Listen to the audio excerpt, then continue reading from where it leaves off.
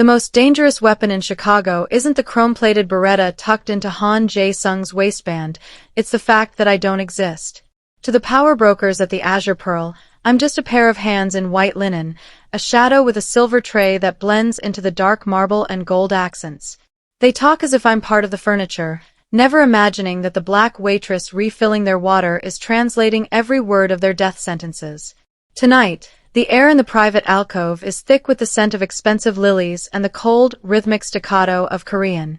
Min Seorian looks like a porcelain doll in her emerald silk, but through my earpiece, I hear the venom in her voice.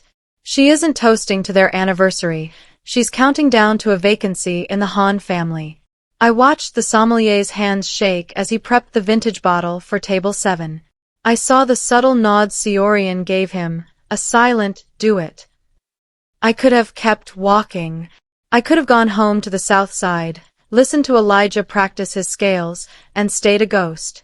But I saw the way Jae-sung sat there, a king surrounded by wolves, unaware that the woman leaning in to kiss his cheek was the one who just signed his warrant. My pulse is a hammer against my ribs as I approach the table. As I slide the porcelain plate beneath his gaze, I let the folded scrap of paper slip from my palm. My eyes meet his, obsidian, sharp, and lethal. In that frozen heartbeat, I'm no longer the help. I am the only person in this room keeping him alive. I lean in, the smell of his sandalwood cologne clashing with the metallic tang of my own terror. The champagne is a hit, I breathe, my voice a thread. Don't touch the glass. Before he can speak, the lights shatter. The city neon outside the floor-to-ceiling windows is the only thing left to see as the Azure Pearl plunges into a scream of silence. Jae-sung doesn't reach for his gun. He reaches for my wrist. He doesn't know my name yet, but he knows I'm the only one who didn't betray him tonight.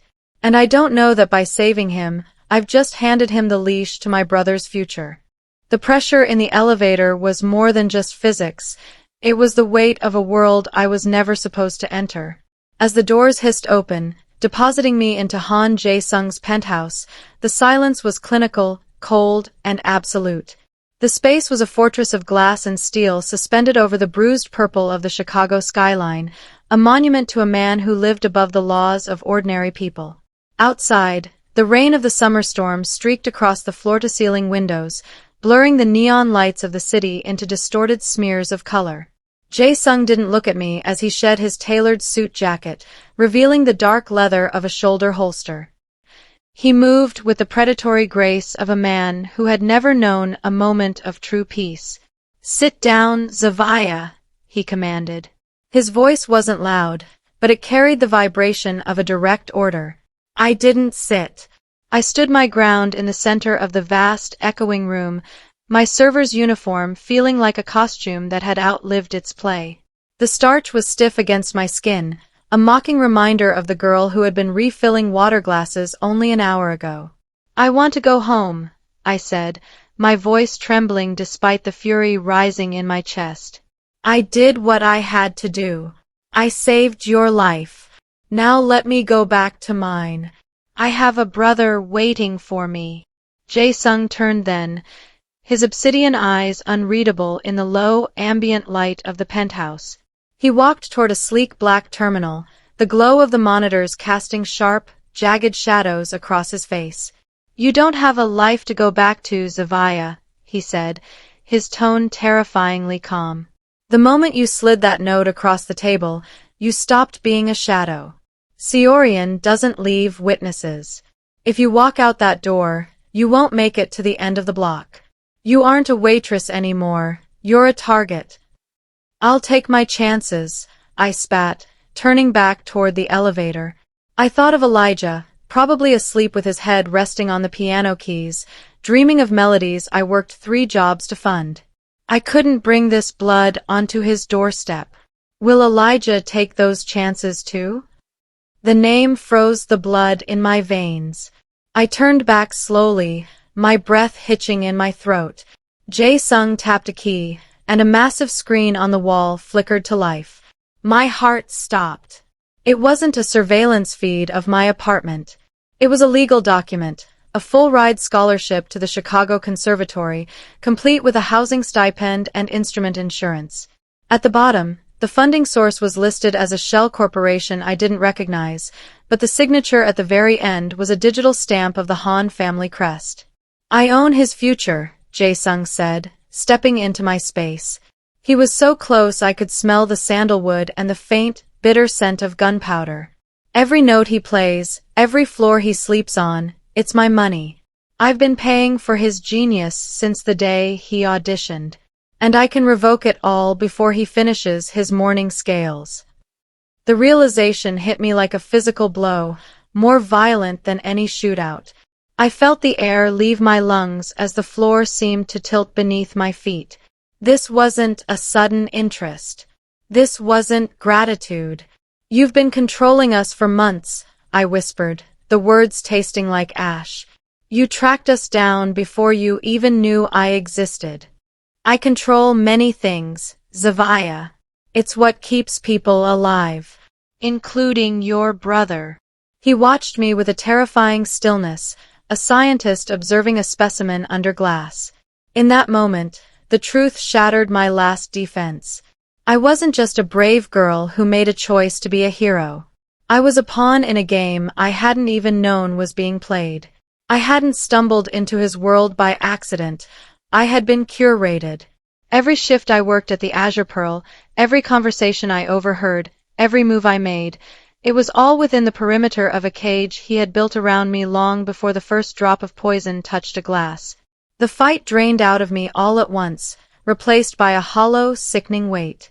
My knees gave way, and I sank into one of the velvet chairs, the glass tower pressing down on me. I looked up at him, the monster Chicago feared, and realized that his protection was just another form of imprisonment. Jae-sung stepped closer, and for a fleeting second, his hand hovered near my shoulder. I saw a brief, unexpected flicker of something that looked like gentleness in his eyes, or perhaps it was just the reflection of the city lights. "I don't want you as a prisoner," he murmured, his voice dropping to a low vibration. "But I won't let you die for the crime of saving me. You're the only one who didn't betray me tonight, Zavia. That makes you the only ally I have left." He stepped back, leaving the elevator door unlocked, a silent, cruel invitation.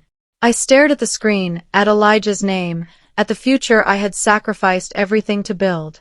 I knew then that there was no escape. To save my brother, I had to stay in the cage. I had to become whatever Jae-sung needed me to be. The sun began to rise over Lake Michigan, casting long golden bars across the cold marble floor, but the light brought no warmth. I looked at my hands, still stained with the phantom weight of a silver tray, and realized they would soon be holding something much heavier. I was no longer the help. I was a witness, a pawn, and now, a silent partner in a war that was just beginning. The training began within the hour, a brutal transition from the world of soft linen to the cold reality of tactical survival. In the private gym of the penthouse, the air grew thick with the scent of floor wax, ozone, and sweat. I had swapped my starch-white uniform for black athletic gear that felt like a second skin, yet I felt more exposed than I ever had behind a silver tray. Jae-sung moved through the space with a predatory grace, his presence commanding the room even in silence. He didn't coach with words of encouragement. He coached with the lethal precision of a man who knew exactly how much force it took to break a human being. He stepped behind me as I held a training pistol, my arms trembling under the weight of the cold metal. I could feel the heat radiating from his body before he even touched me. His chest brushed my back, a solid wall of muscle, and his breath was a warm, steady vibration against the curve of my neck as he corrected the tilt of my chin. The intimacy of the gesture was a sharp contrast to the violence he was preparing me for. "Don't just look, Zavia," he whispered, his voice low and vibrating through my spine. "See the space. Anticipate the shadow. People like us, the ones the world tries to bury, we don't survive by being the strongest. We survive by being the ones they never see coming." The tension between us wasn't just physical. It was a strange, burgeoning recognition that defied the gap between our worlds. Between sessions of hand-to-hand combat and memorizing the intricate blood-soaked hierarchy of the Han family, we spoke in the quiet lulls. In those moments, the monster of Chicago revealed a jagged piece of his own history. He told me about his mother, a woman who had lived her life in the margins, never fully belonging to the world of the Han family or the streets of America. She was the one who taught him that the most powerful person in the room is often the one everyone ignores. "We are the same, Zavia," he murmured during a break, our faces inches apart in the dimly lit gym. "Outsiders navigating worlds that weren't built for us. You because of your skin, me because of my blood." That shared vulnerability hung in the air, a bridge across the chasm of our different lives. For a heartbeat, the instructor vanished, and the man remained. He leaned in, the air crackling with an unspoken question, a fierce, hungry recognition of the darkness we both carried. His hand found the small of my back, pulling me into a collision that tasted of desperation and the metallic tang of adrenaline. It was an honest, possessive claiming, a vow whispered against skin that we were no longer alone in the storm. But the moment shattered as his encrypted phone chimed with a high-priority alert. The shift back to business was instantaneous, the heat in his eyes replaced by a dark, lethal intent.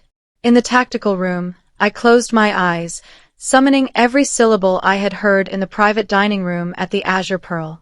I dissected Seorian's tone and the specific Korean honorifics she had used. The picture became terrifyingly clear. The coup was set to happen at the upcoming charity gala, a coronation masquerading as a party. "Then let's crash it," I said, my voice finally finding its edge. I looked at my reflection in the monitors, no longer seeing a waitress, but a woman learning the weight of a weapon.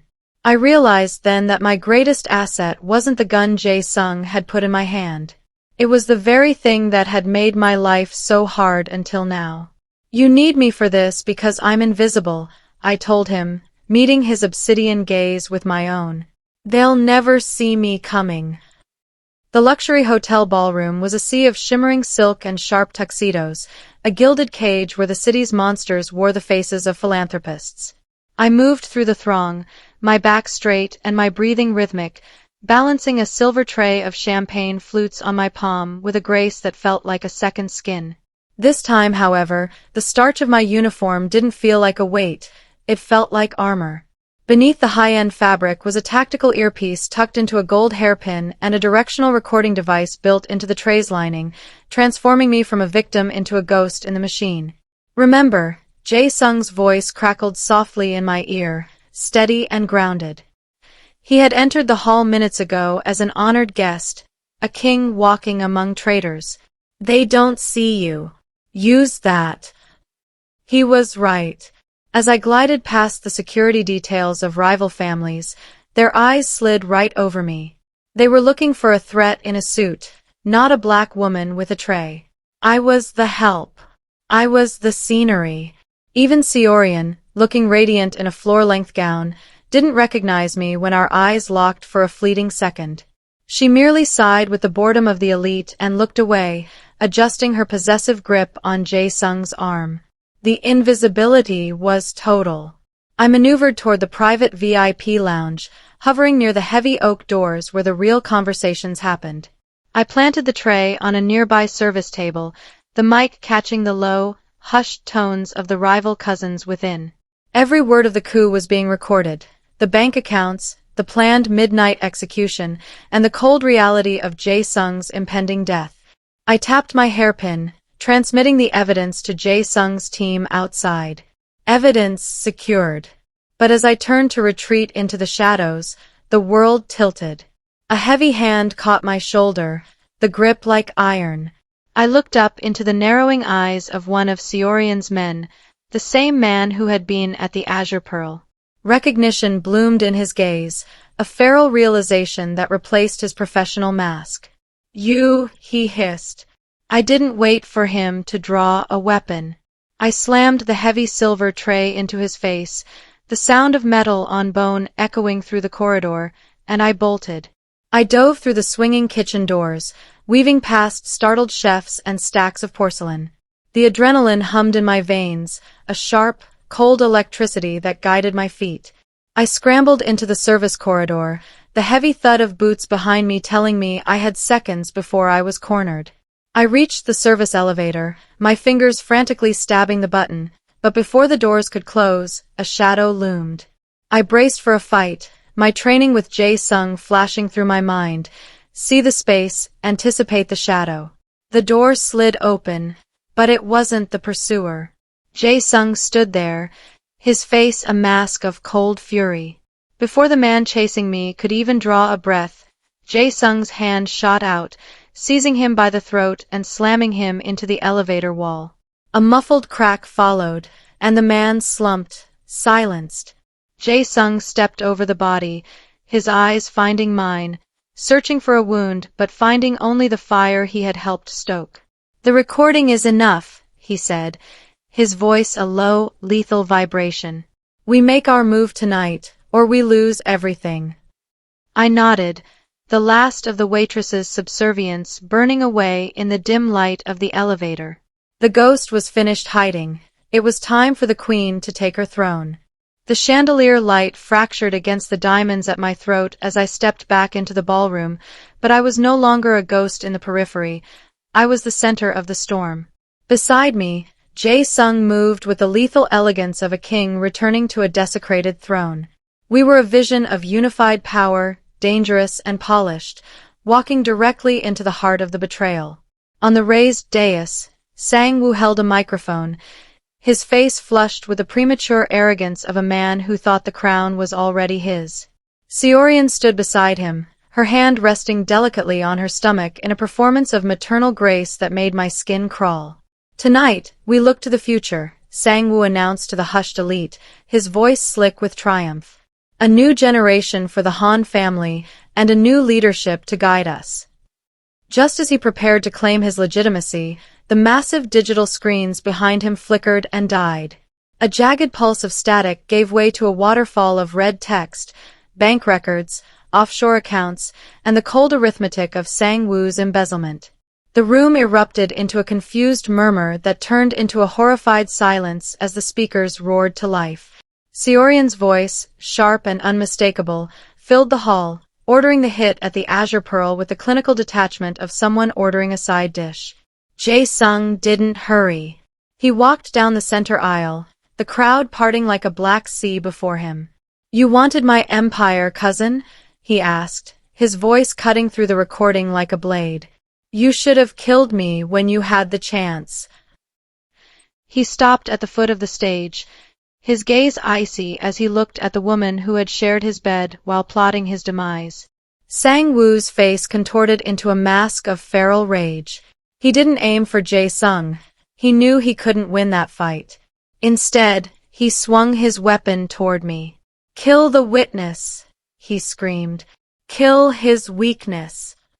The muzzle flashed. The impact hit my chest like a sledgehammer, the ballistic weave of my gown absorbing the lethal force but sending a bloom of agony through my ribs.